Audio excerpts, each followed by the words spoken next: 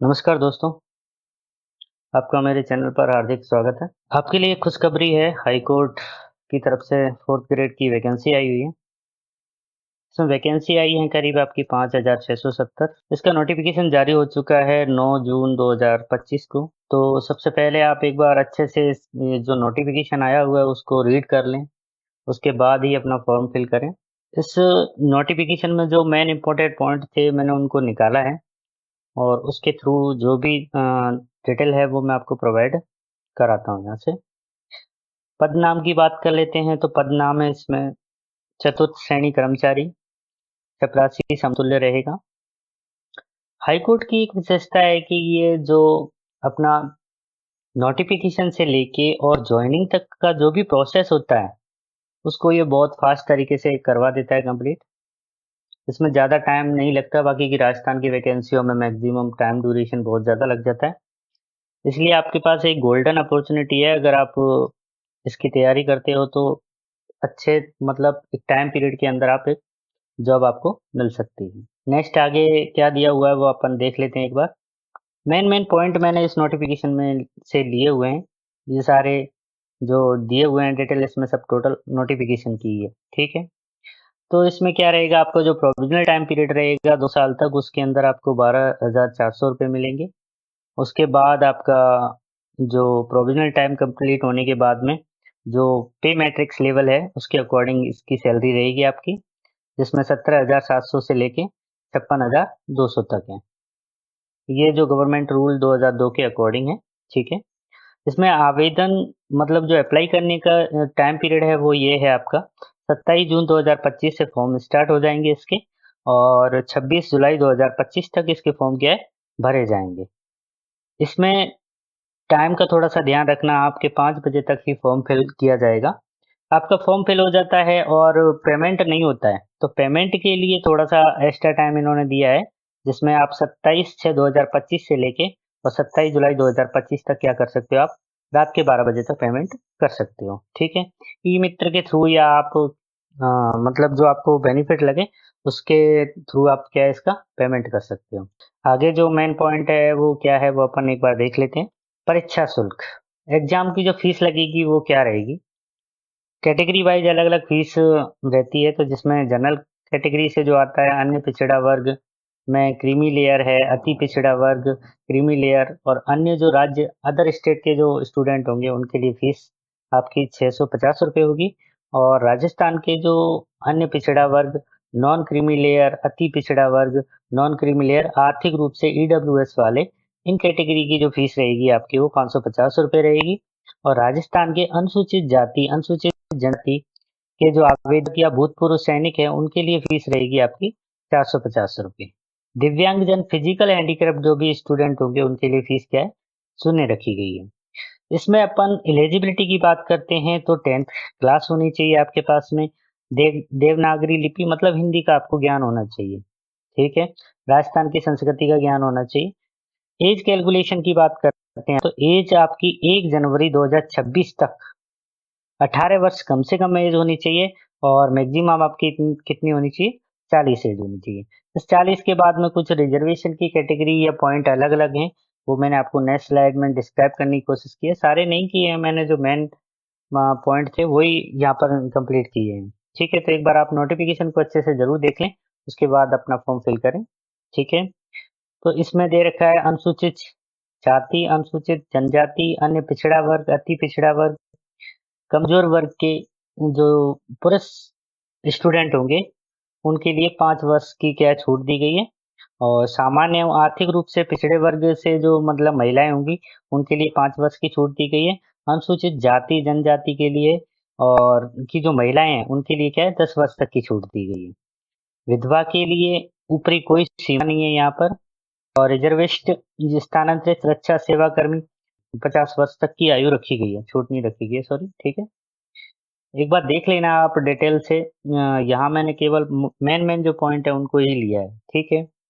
परीक्षा स्कीम की बात कर लेते हैं। सबसे मेन इम्पोर्टेंट इसमें जो आपके लिए प्रॉफिट वाली बात ये है कि इसमें मेजरली 2 सब्जेक्ट हैं आपकी, हिंदी है, इंग्लिश है, और 10 नंबर का जो पोर्शन है वो आपका राजस्थान संस्कृति से है, ठीक।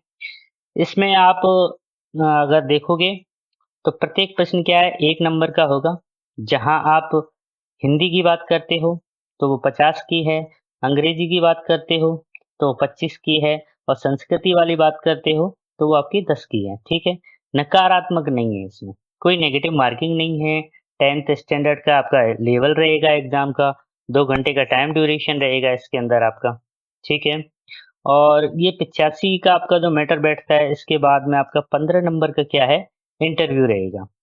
अगर आप एग्ज़ाम क्रैक करना चाहते हो तो आप पेपर को अच्छे से क्लियर कर लेते हो तो वहाँ पर आपको नेक्स्ट जो इंटरव्यू वाला फेज है उसमें ज़्यादा प्रॉब्लम नहीं आएगी, क्योंकि उसमें अटेंडेंस वाला सीन रहता है। अटेंडेंस अगर आप कंप्लीट करते हो तो जो मिनिमम मार्क है वो आपको मिलेंगे ही मिलेंगे, ठीक है? नेक्स्ट, हाँ, ये इम्पोर्टेंट इंस्ट्रक्शन दिए हुए हैं, ये आप अच्छे से ज़रूर देख लेना एक बार। जो इम्पोर्टेंट इंस्ट्रक्शन है वो इनमें क्या है, इसमें साफ-साफ क्लियरली दिया हुआ है कि अगर आपने कोई कैटेगरी गलत चूज़ कर दी फॉर्म फिल करते टाइम पे, तो हाई कोर्ट आपको ये नहीं कि मतलब आगे आप एफिडेविट वगैरह लगा के उसको क्लियर कर सकते हो। उसके ज़िम्मेदार आप खुद होंगे और ये कोशिश करें कि फॉर्म भरते टाइम पर कोई गलतियाँ ना करें, ठीक है? आगे देख लेते हैं अपन एग्ज़ाम पैटर्न वगैरह, वो चीज़ें मैंने स्लाइड में ऐड की हुई है। तो यहाँ आपको मैंने क्या है कि मतलब इनकी जो डिटेल है, इसमें 4 डिपार्टमेंट को मतलब 4 जगह आपकी पोस्टिंग रहेगी, जिसमें हाई कोर्ट है, ये जोधपुर है, जुडिशियल एकेडमी है और डिस्ट्रिक्ट वाइज़ है। तो यहाँ मैंने आपको क्या किया है कि ये जो राजस्थान हाई कोर्ट है, उसमें वैकेंसी है, टोटल वैकेंसी कितनी है, उनकी डिटेल प्रोवाइड की है। ये मैंने सारी नोटिफ़िकेशन से ही ली हैं, तो आप एक बार वहाँ पे देखोगे तो वहाँ आपको सारी चीज़ें समझ आ जाएँगी। ईडब्ल्यूएस की कितनी वैकेंसी हैं, 24, यहाँ रिजर्व कैटेगरी की 89 है, एससी की 39 है, एसटी की 29 है। इसी तरीके से मैंने यहाँ आपको डिटेल दी है। इसकी पीडीएफ आपको चैनल पर मिल जाएगी। तो एक बार वहाँ से देख लेना या फिर आप क्या है नोटिफ़िकेशन को भी अच्छे से रीड कर सकते हो, तो वहाँ से आपको मिल जाएँगी सारी चीज़ें। एक बार इसका एग्ज़ाम पैटर्न वगैरह जो चीज़ है वो अपन देख लेते हैं अच्छे से। ये मैंने आपको टीएसपी, नॉन टीएसपी की जो एरिया वाइज़ वैकेंसी दिखाई गई हैं नोटिफ़िकेशन में, वो सारी मैंने यहाँ पर आपको अटैच कर दी हैं, तो एक बार आप इसे भी अच्छे से चेक कर लेना, ठीक है? ये आपका टीएसपी वाला हो गया और आगे इससे पहले नॉन टीएसपी वाला था, तो इसके बाद नेक्स्ट आपका टीएसपी, नॉन टीएसपी, इसमें शॉर्ट फॉर्म भी यहाँ दे रखी हैं, संक्षिप्त रूप, शब्दावली, जो यहाँ पर जैसे आप देखना चाहो, तो यहाँ आपको क्या दिखेगा, जैसे एफ लिखा हुआ है ये, अगर आप देखो, तो ये एफ लिखा हुआ है। और ईडब्ल्यूएस लिखा हुआ है, डब्ल्यू लिखा हुआ है। ये शॉर्ट फॉर्म में है तो इनकी फुल फॉर्म के लिए यहाँ चार्ट दिया हुआ है। यहाँ से आप अच्छे से समझ सकते हो कि कितनी कैटेगरी में, किस कैटेगरी में कितनी पोस्ट है। ठीक है? तो ये भी मुझे ज़रूरी लगा तो मैंने ऐड कर दिया। इसके बाद अपन बात करते हैं तो आपका जो सिलेक्शन प्रोसेस रहेगा वो किस तरीके से रहेगा इसमें। तो इसमें क्या है मेनली आपकी एक लिखित मतलब आपको जो एमसीक्यू बेस्ड एक एग्ज़ाम होगा 85 का, जिसमें से आपकी हिंदी आएगी वो 50 क्वेश्चन होंगे, 50 नंबर के होंगे। इंग्लिश होगी 25 क्वेश्चन होंगे, 25 नंबर के होंगे। सारा सिलेबस मैं इसी चैनल पर कंप्लीट करवाऊँगा 100% फ्री ऑफ कॉस्ट। कोचिंग वाला मतलब एक अच्छा कंटेंट मैं आपको प्रोवाइड कराऊँगा यहाँ से। ये इंटरव्यू वाली जो प्रोसेस रहेगी उसके बारे में भी मैं आपको बताऊँगा यहाँ से। और ये संस्कृति, बोलियाँ वगैरह इसके लिए 10 नंबर का ये जो 10 क्वेश्चन आएँगे, उनके बारे में क्या-क्या टॉपिक हैं, क्या नहीं है, वो मैंने आगे इसका जो डिटेल्ड नोटिफ़िकेशन नहीं दिया हुआ था नोटिफ़िकेशन में जो सिलेबस का, तो उसके लिए मैंने क्या किया है कि आगे आपको इसके डिटेल के बारे में थोड़ा-सा बता दिया है। तो ये आज सिलेबस की बात कर लेते हैं अपन इसमें। तो सिलेबस में देखेंगे, तो हिंदी वाला पोर्शन है अपना मेजर पोर्शन रहेगा, जिसमें से आपके 50 क्वेश्चन बनेंगे। और वहीं आप अगर अंग्रेजी की बात करते हो तो 25 और राजस्थान संस्कृति बोलियों की बात करते हो तो वो 10 का है। तो हिंदी अगर आप अच्छे से कर लेते हो 50 में से करीब 45 के आसपास, क्योंकि ये जो लेवल रहेगा आपका 10th लेवल का रहेगा। 10th क्वालिफाई बंदा आप इसको क्या है फॉर्म को फिल करेगा। जैसे अभी राजस्थान में 4th ग्रेड की वैकेंसी और भी निकली हुई है। तो उस बेस पे मतलब अभी आपने फॉर्म देखे होंगे तो पीएचडी वाले बंदे, बीटेक वाले बंदे भी उन्होंने भी वहाँ पर 4th ग्रेड का फॉर्म अप्लाई किया है। तो ये ऑटोमेटिकली इसमें क्या है फॉर्म अच्छे जाएँगे यहाँ पर या हाई कोर्ट की वैकेंसी है और इसमें मेजरली क्या है, किसी की जीके सही नहीं है, किसी का करंट पोर्शन नहीं है, किसी का मैथ पोर्शन सही नहीं है, तो उनसे बचने के लिए क्या है कि लोग क्या है 2 सब्जेक्ट हैं अच्छे से अपनी तैयारी करेंगे और कॉम्पिटिशन लेवल बहुत अच्छा रहने वाला है। इसलिए आपको क्या है तैयारी थोड़ी अच्छी करनी पड़ेगी। हिंदी की बात करते हैं, संज्ञा है, सर्वनाम है, विशेषण है, समास है, क्रिया है, संधि है, पर्यायवाची शब्द हैं, विलोम शब्द हैं, शब्द शुद्धि है, काल, वाक्य शुद्धि, कहावतें, एक शब्द, एकार्थक शब्द हैं ये, समानार्थी शब्द हैं, मुहावरे हैं, लोकोक्ति हैं, व्यंजन है।